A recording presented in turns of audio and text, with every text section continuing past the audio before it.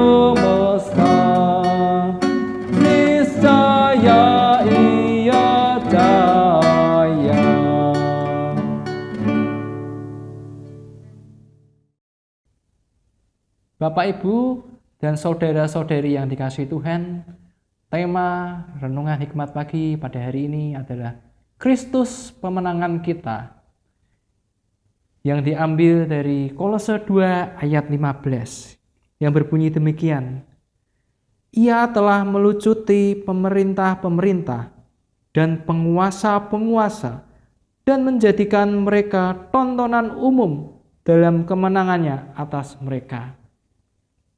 Sebelum kita mendengarkan kebenaran firman Tuhan yang akan disampaikan oleh Saudara Revel, mari kita menundukkan diri di hadapan Tuhan, mari kita berdoa. Ya Tuhan, Allah Bapa kami mengucap syukur atas waktu yang sedang Kau berikan Tuhan, sehingga kami pada pagi hari ini boleh bangun tak kurang suatu apapun. Kami mengucap syukur ketika kami saat ini juga boleh mendengar sapaan firman-Mu Tuhan. Kiranya Tuhan Engkau berbicara, kiranya Tuhan Engkau menolong kami untuk memahami makna dan arti dari firman yang akan kami renungkan Tuhan. Kiranya Engkau bersabda dan kami siap untuk mendengarkannya. Terima kasih di dalam nama Tuhan kami, Yesus Kristus, kami sudah berdoa. Amin. Selamat pagi, Bapak, Ibu, Saudara yang dikasihi oleh Tuhan Yesus Kristus. Kembali kita mau disapa oleh kebenaran firman Tuhan di pagi hari ini. Mari kita menyiapkan hati dan pikiran terlebih dahulu untuk menerima firman-Nya. Bapak, Ibu, Saudara, di kayu salib, Yesus bukan hanya mengganti posisi kita. Itu renungan hari Senin. Yesus bukan hanya menebus kita, renungan hari Selasa. Yesus bukan hanya mendamaikan kita dengan Allah, itu hari Rabu, dan membenarkan kita, itu renungan kemarin. Tetapi di kayu salib dia juga adalah pemenangan kita, seperti judul hari ini, Kristus pemenangan kita. Pemaksudnya adalah pemenangan kita yaitu cara kita mengalami kemenangan atas ikatan dosa, iblis, dan maut. Kita awalnya dibelenggu oleh dosa. Kita mengikuti kehendak iblis. Dan ujung-ujungnya mengalami kematian kekal karena dosa kita. Tetapi karena kematian Kristus di kayu salib, kita telah dimenangkan dari itu semua. Dan ini adalah janji purbakala, yaitu nubuatan akan pemenangan kita ini. Allah berkata dalam Kejadian 3 ayat 15, "Aku akan mengadakan permusuhan antara keturunanmu dan keturunannya. Keturunannya akan meremukkan kepalamu, dan engkau akan meremukkan tumitnya." Nubuatan ini langsung Allah berikan semenjak kejatuhan Adam dan Hawa, di mana Allah akan memenangkan umatnya yang dibelenggu dan terjual di bawah kuasa dosa dengan cara meremukkan kepala keturunan ular, yaitu mengalahkan iblis. Yesus yang berinkarnasi ke dunia mungkin tampaknya rencana yang bodoh menurut pemandangan iblis. Mungkin bagi iblis itu adalah sebuah kesempatan yang sungguh besar jikalau Allah mau jadi manusia, sehingga mudah untuk dicobai. Maka iblis memakai waktu-waktu yang baik untuk mencobai Yesus. Kita lihat itu di dalam Injil. Dan lebih lagi, iblis melihat rencana Yudas untuk menyerahkan Yesus ke pemuka agama itu adalah rencana yang jenius sekali. Wah, Yesus nanti akan mati. Dan Yesus tidak bisa menyelamatkan umatnya dari dosa mereka dan kematian neraka. Iblis bersorak-sorak. Tetapi di luar pengetahuan iblis, ternyata itu adalah rencana agung yang malah memenangkan jiwa manusia yang diperbudak oleh dosa dan kuasa iblis. Walaupun iblis adalah perencana yang licik, yang penuh strategi, tapi dia tidak maha tahu. Apa yang menurutnya menguntungkan baginya, bagi Allah itu adalah kehancuran bagi iblis itu sendiri. Maka di kayu salib itu, menurut ayat yang tadi dibacakan, Yesus mengumumkan kemenangannya dengan memenangkan jiwa-jiwa manusia yang percaya kepadanya beroleh keselamatan. Dan kemenangan itu dipertontonkan di depan seluruh lawan Allah, yaitu iblis dan ante-ante iblis itu, membuktikan bahwa mereka tidak lagi mendominasi jiwa manusia. Allah menang. Allah menang.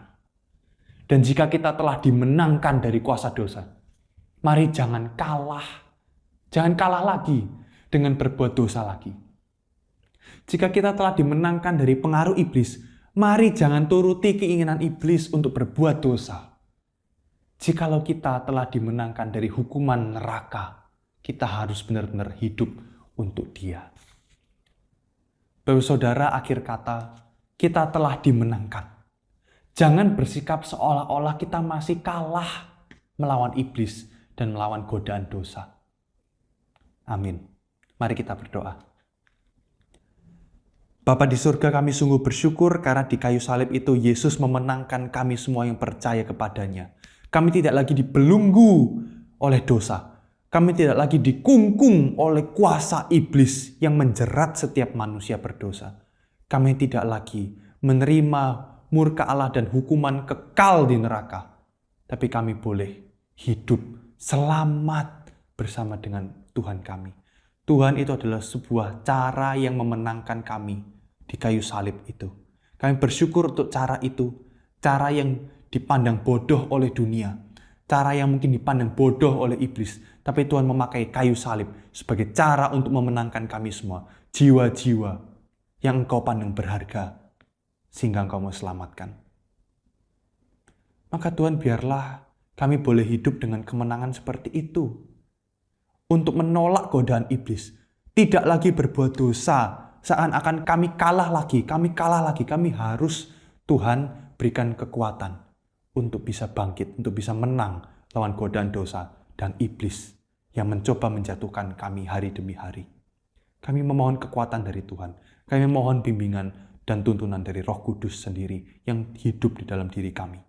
Kami berdoa di dalam nama Tuhan Yesus. Amin.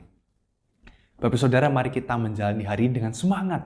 Semangat karena Tuhan telah memenangkan kita. Semangat karena nanti ujungnya kita akan selamat bersama dengan Tuhan selama-lamanya. Mari kita semangat menjalani hari ini sambil terus ingat firman pagi hari ini. Menolak godaan dosa. Berjuang untuk tidak berdosa lagi.